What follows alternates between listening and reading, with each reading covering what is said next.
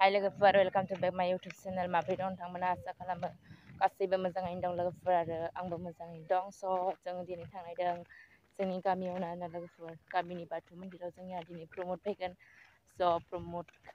प्रमोदसारखौ नायनो थांदों आरो लोगोफोर जों खानैल' थांदों आरो लोगोफोर नायनो माबाजोब्बाय सिम्पोलनो बिदिनो थांना फैनोसै आरो लोगोफोर मा जायो नोंसोरनो खिन्थिलांबाय दङ बिदिब्ला आंनि भिडिअखौ नायलांबाय थादो फाइनालि लोगोफोर नायफैबाय जोंनिया प्रमोदसारा बिदिब्ला नायदो नायसिगाव थांनायबा हामगौमोन दालाय जोंलाय मा खालामो गसंबाय थागोन लास्टनिसिम ना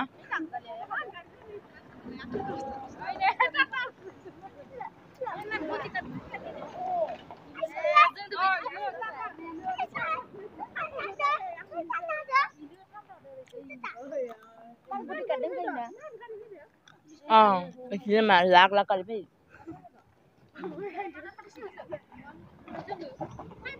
दादा सीना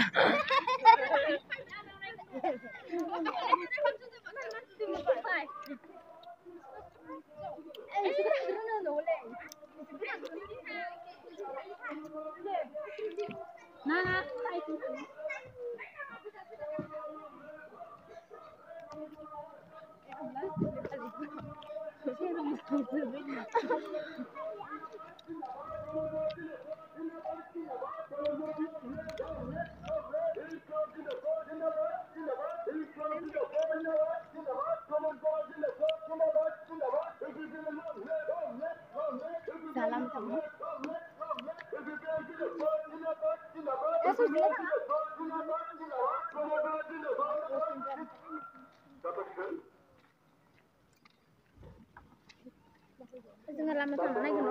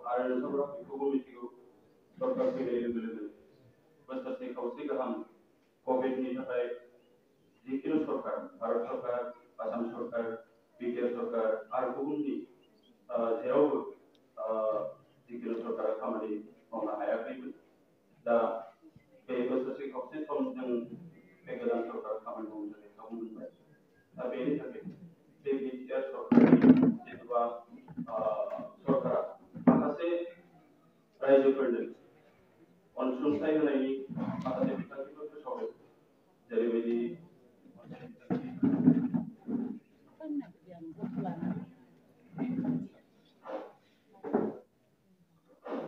अनसाय बिथांखि गियान सोरां बिथांखि माइनाव सोरां बिथांखि आलारि सोरां बिथांखि बेफोरबायदि माखासे बिथांखिफोरखौ फोसावनानै एसे रायजोफोरखौ अनसुंथाइ होनायनि थाखाय नारा नाथा नाजाबोगासिनो दं आरो दिनै बे थैजौबारि गामिनि बे थानसालिनि थाखाय बिटिआर सरकारनिफ्राय 2 लाख रां अनसुंथाइ होनाय जादों आरो बे अनसुंथाइखौ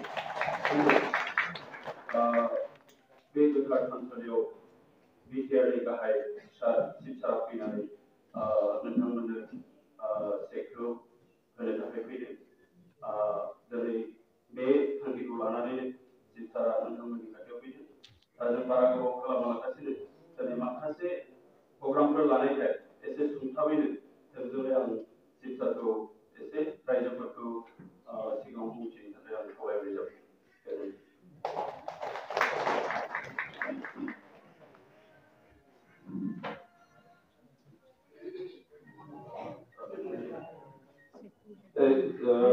चेकखौ गामि आफादनि आफादगिरि आरो नेहाथारिखौ आजावनो थाखाय खावलायनाय जाबाय फैनानै जों चिफ सारनिफ्राय चेकखौ देना जाबाय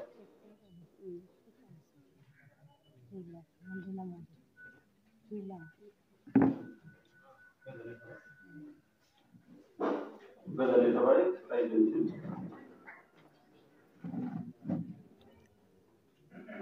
बे जोंनि फुजानि समाव दिनैनि बे गोथार बोसोराव थाइजौबारि गामिनि बाथौ थानसालियाव नुजाफैनो हानाय गामि आफादनि आफादगिरि नेहाथारि गासैबो बिबागिरि नोंथांमोन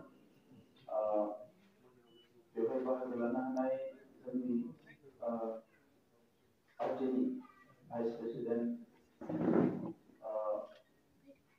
secretary vice president secretary Mahendra Rabha बिथां आरो ब्लकनि सेक्रेटारि गबिन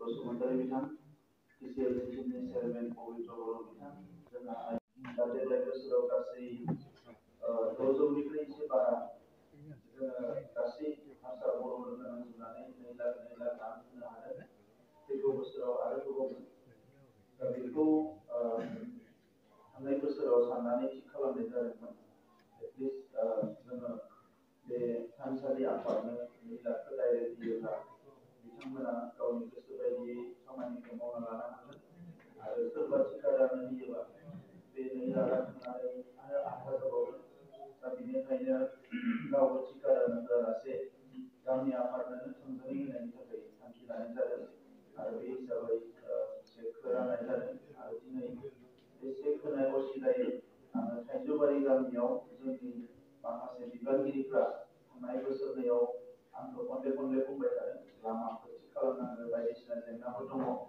दा थांनाय बोसोरनैयाव जिहेतु खामानिखौ मावनाय जायाखै बिनिखायनो बेखौनो चान्स लानानै आंबो खेबसे फैनाय जादों आरो दिनै आंबो लामाखौबो नायबाय लोगोसे थानसालिखौबो नुबाय नोंथांमोना बे 2 लाख रांजों थानसालिखौ जेसेखिनि हायो बानायनानै ला बिनि उनाव आरोबाव माखासे खामानिफोर थागोन निश्चय बे खामानिखौ जों उनाव मावफुंगोन लाइब्रेरिनि थाखाय मोनसे एप्लिकेसन होदों दा बे लाइब्रेरिनि थाखायबो आङो खम समनि गेजेरावनो फान्ड मोनसे हरगोन जाहाथे जोंनि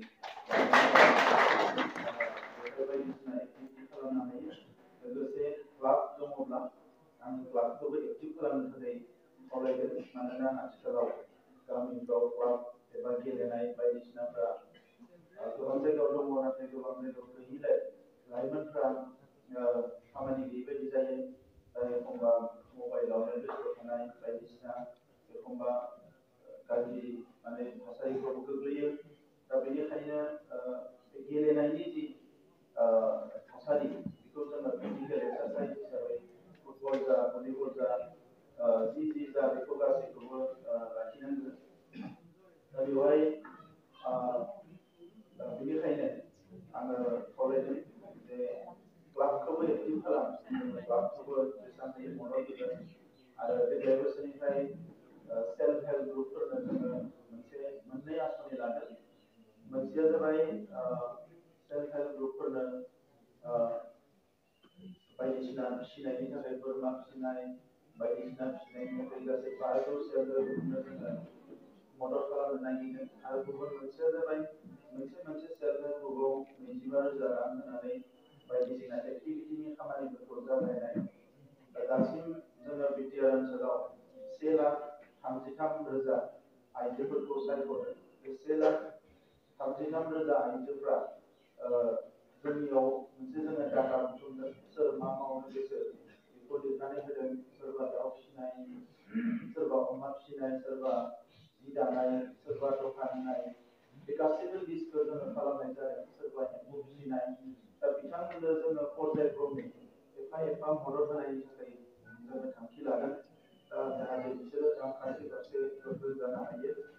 गामियाव माखासे आफादफोर थायो, बे आफादफ्राबो सरासनस्रायै जोंहा मदद खालामनायनि माखासे आसनि दङ एग्रिकालचार बिफाननिफ्राय।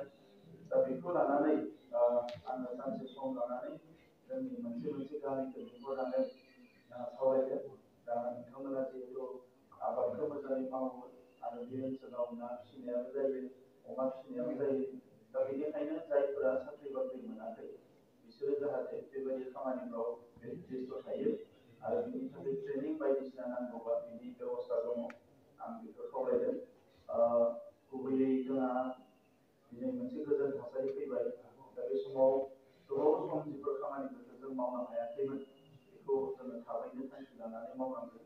आरो दिनै जोंनि खेराइ, बागुरुम्बा, धोरोम सिबिनाय बे गासैबो लिंक जानानै दङ। दा ओंखायनो गामियाव जेला आर'ज गाबगोन बेवहाय लाइमोनफोरखौ लाफाथारनांगोन। मानोना जोङो नुयो जे बैसोगोराफ्राल' आर'जआव बाहागो लायो, आइजोफोर जा हौवाफोर जा। दा लासैनो एसे लाइमोनफोरखौबो सेंग्रा सिख्लाफोरखौबो फैहांनायखौ नुदों। नाथाय बियो कम्पालसरि जाथारनांगोन। मानोना बेखौ जों बुङो आध्यात्मिकता, स्पिरिचुवेल। जोंनि गोसोखौ गोथार खालामनो थाखाय पापआ मा, मोजाङा मा, गाज्रिया मा बेखौ बुजिनो थाखाय धोरोमनि सरसा खालामनाया थाथारनांगोन। ओंखायनो बाथौ सानाव जिखिनि मोजाङै प्रग्राम लायो बाथौनिफ्राय, बेनि अनगायैबो बोसोरसेयाव खेबब्रैसो प्रग्राम लानांगोन। जेरावनोखि मालाबा जोंहा आइजोफोर गोजायै धोरोमनि सायाव सावरायनाय, मालाबा लाइमोनफोर गोजायै हौवासा हिनजावसा ज' जानानै धोरोमनि सायाव सावरायनाय, बैसोगोराफोरा सावरायनाय, रायजोयैनो सावरायनाय। दा बे धोरोमनि सायाव जि मोनसे सरसा बेखौ जों खुनु खमाया। गेजेर ससेयाव जोंहा गोबां 20-40 बोसोर पुलिस मिलिटारि आन्दलन माबा माबि जेल जानाय बायदिसिना थासारिनि समाव जोङो बेफोरखौ गासैखौबो गोसो दंबाबो खालामजोबनो हायाखै। दा बै समाव माखासे बिशृंखल जालांबाय, जायनि थाखाय दिनै साफा सानै सेंग्राफ्रा सोरबाफोर उन्दै बैसोआवनो हाबा जानाय, उन्दै बैसोआवनो जौ लोंबाय, न'खराबो सोरलां बोरलां जाजोब्बाय, खुनु गद गैला। आरो गामि दरसेयैनो सोरबा न'से न'नै मानसिनि थाखायनो एसे बोरैबा दुखुनांथाव मोनसे थासारि फैयो। दा बैफोर थासारिखौ फोजोबनोब्ला जोङो साफ्रोमखौबो थानसालियाव फैनाय, आर'ज गाबनाय, इसोरनि सायाव फोथायनाय, इसोरनि सायाव मोनसे गिनाय, बे गासैबो थासारिखौ जोङो दानानै लानांगोन। नङाबा गामियाव एसे जौ लोंदोंबा बिनि खुगायाव मा ओंखारो हिसाब गैया। बियो गासैखौबो गुलुं बुथुमखौबो बारनो हायो, अख्रां सायावबो गाखोनो हायो, गासैबो हाजोबो। जोंनि बियो बर'ल' नङा, बे ट्राइबेल मानसिफोरनिनो सभाब। एसे जौ लोंहोदो, बेखौ हायाबाबो बुंदो, नों बेखौ सानस्रिना बार होननानै बियो थैगोनबाबो बारगोन बेबायदि। दा बै आखलखौ जोङो सोलायनो हानांगोन। बे आखलखौ जों सोलायनो हानांगोन। दा ओंखायनो धोरोम थानसालिखौ मोजां खालामनांगोन, बिराद गोनां। जोङो गामियाव न'खौ जोबोद मोजां लुना लायो, नाथाय थानसालिखौ जोङो गोसो होआ। दा बाथ्राया जाहैबाय मा, नोङो बिपद जायोबा, हाबा जायोबा, माबा मोनसे जायोबा, जेरावनो जि जाया साख्रि नांगौबा, माबा मोनसे नांगौबा थानसालि फारसे इसोरखौ नायहर। आरो थानसालिखौ मोजां लाखिनांगोन इसोरा थानाय अबंलावरिया थानाय जोंहा आफा बोराइ बाथौआ थानाय न'आ जे मोजां जानांगोन जोंनिफ्राय मोनसे रिजार्भबो दङमोन गोसोआव दङ दा बेवहायबो माखासे खामानि मावनांगौ दङ दा मा मावगोन मा मावा आङो गेजेराव रायजो राजाफोरखौ जोंनि लिडारफोरखौ लिंहरनानै सानसे जिरायनानै मोजाङै रायज्लायगोन दा बयनिसिमबो साबायखर थाबाय आरो फरायसाफोरजों फरायनायनि मोनसे थासारि गामियाव लाखिनांगोन डिसिप्लिनखौ लाखिनांगोन जोङो गोरिब गुन्द्रानिफ्राय जोंहा गामियाव गोबां थासारि सुबुं थायो नाथाय बाथ्राया जाहैबाय मा जे गामिखौ बेसेबां डिसिप्लिनै लाखिनो हायो बेनि लोगोआवसो सोनारो दा आं बयनोबो साबायखर बावनानै आंनि बुंनायखौ साबायखर थाबाय सारनिसिम दिनै बे आफादाव नुजाथिनाय रायजो राजा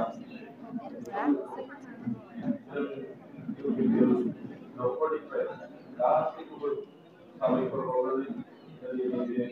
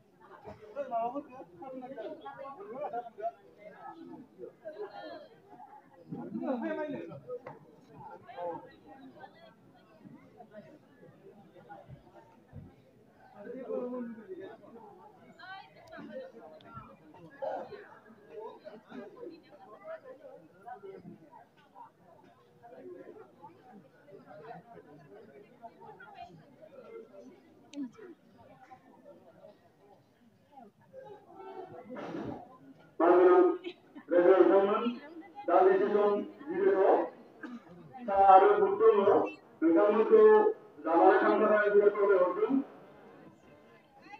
मानगोनां रायजो राजाफोर नोंथांमोना दान्दिसे जिरायथानांगौ जोंना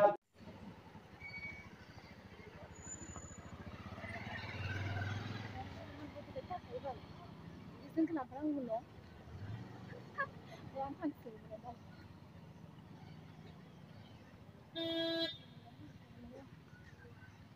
Ay, misalnya.